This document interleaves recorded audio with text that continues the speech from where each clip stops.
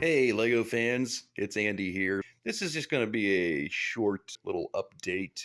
I wanted to just showcase kind of what I did since last video, which was basically adding on more track to my elevated line here with the curve and then the other curve back that way. And I did all this straight area right here. I went ahead and took down the rest of the track because it was kept getting hit by the ground line every time the ground line would go by because it was kind of leaning towards that way.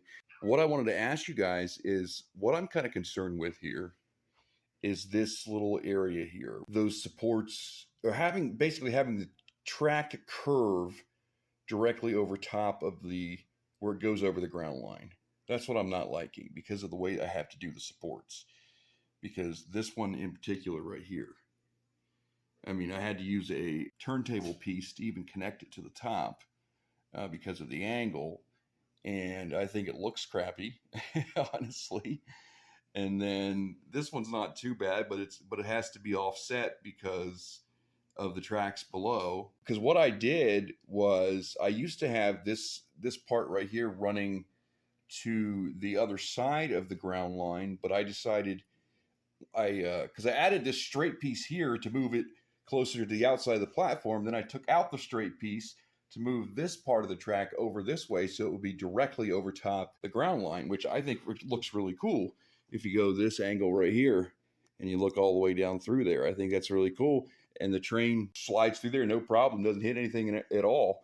So I like that, but this is what I'm thinking about doing is I'm thinking about adding more straight track or adding a straight track period in between these two curves to bring this thing over back to the other side of that track, even so more than it was, so that the bridge over top the ground line is straight as opposed to being curved. Now, like I said, I like the way this is set up. I like it going over directly over the ground line.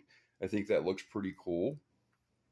But I don't like this area here with the curve and not being able to put the supports where they really need to be because of the track underneath. You guys let me know what you think. That's kind of holding me up right now. I mean, as far as, well, that and parts. But hey, I did order the arch pieces I need. I went to Bricklink, which I don't normally do. I normally order directly from Lego.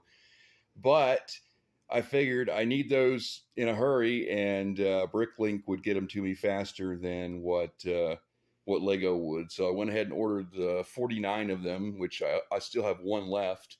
So that'll be 50. So that'll give me 25 supports. And I think 25 supports should be enough to do the rest of the track. So I've got those on the way. They should be here in just a few days. Oh, and this section over here, I got to thinking about this yesterday. I had a piece of straight track in here between these two corners, but with that straight track, just kind of ignore that for now. With that straight track in there, it bumped this turn out to like right here, which was fine. It was still on the platform, but when I go to base plate and ballast it all, it would have had the base plate hanging off like this. So that wasn't good. So I removed the straight piece. So now when I ballast it, it will be okay. It will be on the platform, assuming I'm going to leave this curve in, and I think I am, because I want that to be where the tunnel is.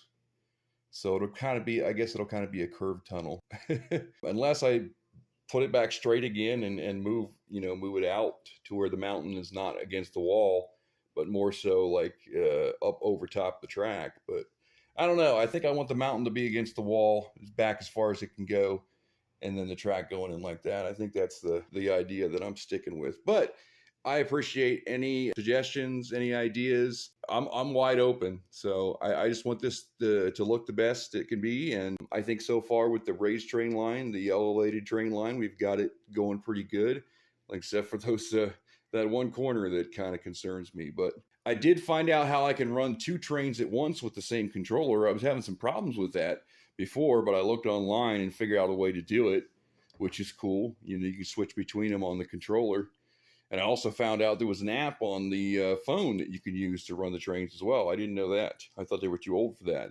I experimented with that, but that I know for sure only runs one train at a time. So that's kind of where I'm at.